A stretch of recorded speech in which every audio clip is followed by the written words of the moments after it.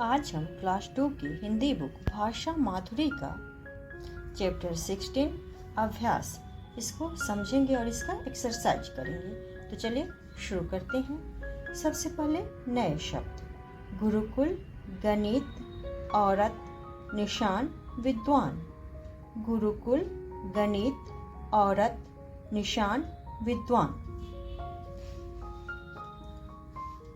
आओ आज तुम्हें बहुत पुरानी कहानी सुनाते हैं। उन दिनों स्कूल नहीं होते थे, स्कूल की जगह गुरुकुल होते थे। बच्चे वहीं पढ़ने जाते थे, रात दिन वहीं रहते थे। पढ़ाई पूरी होने पर घर आते थे। बीच बीच में छुट्टियां होती थी।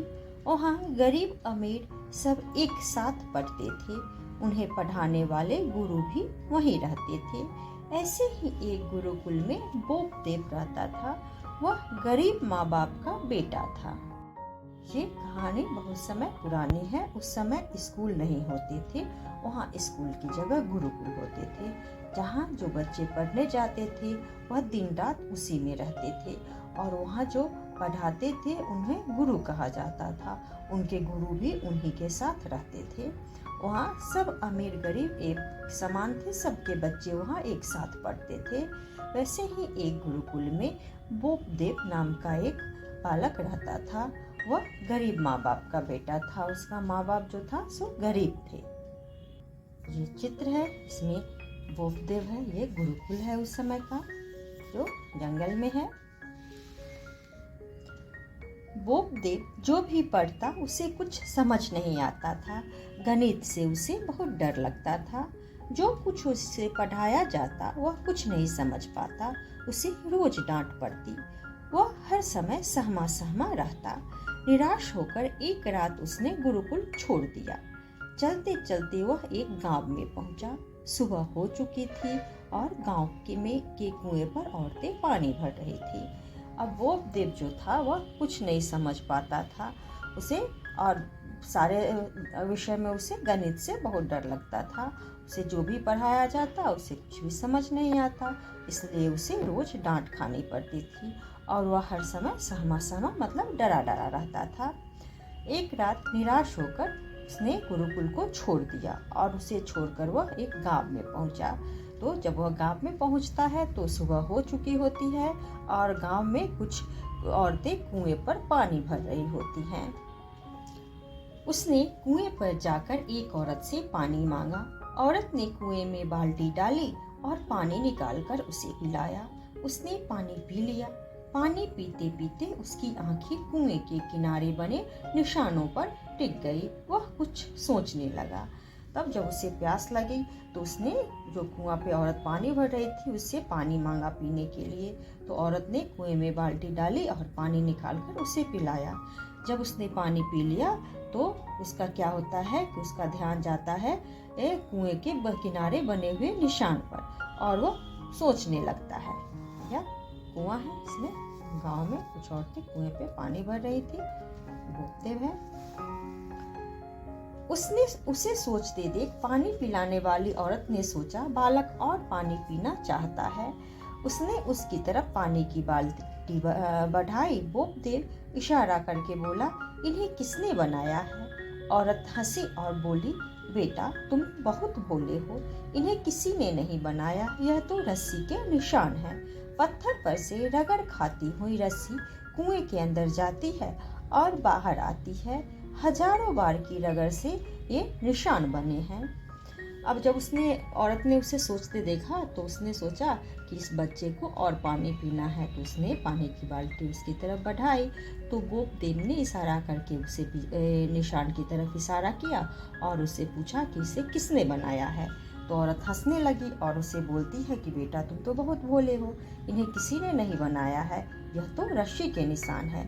जब पानी भरने के क्रम में रस्सी कुएं से रगड़ खाती हुई कुएं के अंदर जाती है और बाहर आती है तो हजारों बार की रगड़ से ये निशान बनते हैं।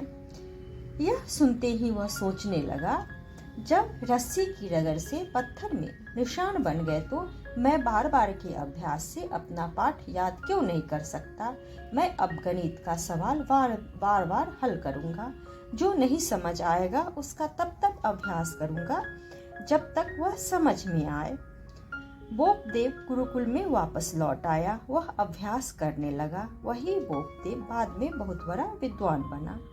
जब औरत ने उसे बताया कि यह हजारों बार की रगड़ से ये निशान बने हैं, तो यह वह सोचने लगा कि जब एक रेशम की पतली सी रस्सी पत्थर पे रगड़ करते हुए निशान बना सकती है, तो क्या मैं बार बार से किसी भी पाठ का अभ्यास करके याद उसे क्यों नहीं कर सकता। मैं अब गणित का सवाल बार बार हल करूँगा और तब तक हल करूँगा जब तक कि वह समझ में ना आ जाए। और यह सोचकर वह वापस गुरुकुल लौट आया और वह अभ्यास करने लगा। बाद में यही बोपदेव बहुत बड़ा विद्वान बना। अब इसका एक्सरसाइज क्वेश्चन नंबर 1 है, नीचे दिए गए वाक्यों के लिए हाँ या नहीं लिखिए। क्वेश्चन नंबर क, बोपदेव अमीर माँ बाप का बेटा था, तो नहीं, इसका होगा नहीं, वह गरीब माँ बाप का बेटा था, तो इसमें नहीं लिखना है। ख, गुरुकुल में बच्चे वहीं रहते थे, तो हाँ, वहाँ सारे बच्चे गुरुकुल में ही रहते थे उस समय, तो इसमें हाँ होगा। ग, बोपदेव को पढ़ना अच्छा लगता था, तो नहीं, उसे पढ़ना अच्छा नहीं लगता था, तो इसमें नहीं होगा। घ, बोपदेव गणित में बहुत होशियार था, तो नहीं, उसे वह गणित में होशियार नहीं था, तो इसमें नहीं होगा। अंग है, कुएं पर रस्सी के निशान थे, तो हाँ, कुएं पर रस्सी के निशान थे। क्वेश्चन नंबर 2 है, नीचे दिए गए प्रश्नों के उत्तर एक वाक्य में दीजिए। इसमें जो प्रश्न दिए गए हैं इसके उत्तर आपको एक वाक्य में देने हैं।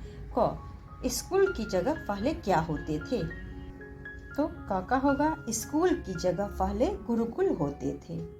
स्कूल की जगह पहले गुरुकुल होते थे। ख, कुएं पर रस्सी के निशान कैसे बनते हैं।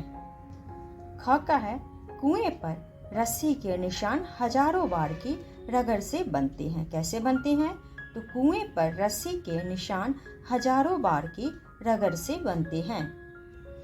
ग, कुएं पर पानी कौन भर रही थी, तो ग का है, कुएं पर पानी औरतें भर रही थीं। घ, पाठ याद करने के लिए बोपदेव को क्या जरूरी लगा, तो घ का होगा, पाठ याद करने के लिए बोपदेव को अभ्यास करना जरूरी लगा। पाठ याद करने के लिए बोपदेव को अभ्यास करना जरूरी लगा। घ, अभ्यास करने के बाद बोपदेव क्या बना, तो इसका अंग का होगा, अभ्यास करने के बाद बोपदेव एक बहुत बड़ा विद्वान बना। क्या बना, तो अभ्यास करने के बाद बोपदेव एक बहुत बड़ा विद्वान बना। क्वेश्चन नंबर 3 है, नीचे दिए गए शब्दों से वाक्य बनाइए। गुरुकुल, रस्सी, अभ्यास, पत्थर, सहमा सहमा। गुरुकुल, स्कूल की जगह पहले गुरुकुल होते थे।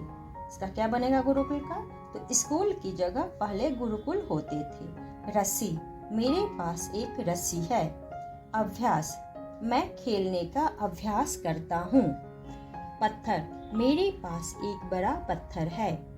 सहमा सहमा, बोपदेव हमेशा सहमा सहमा रहता था।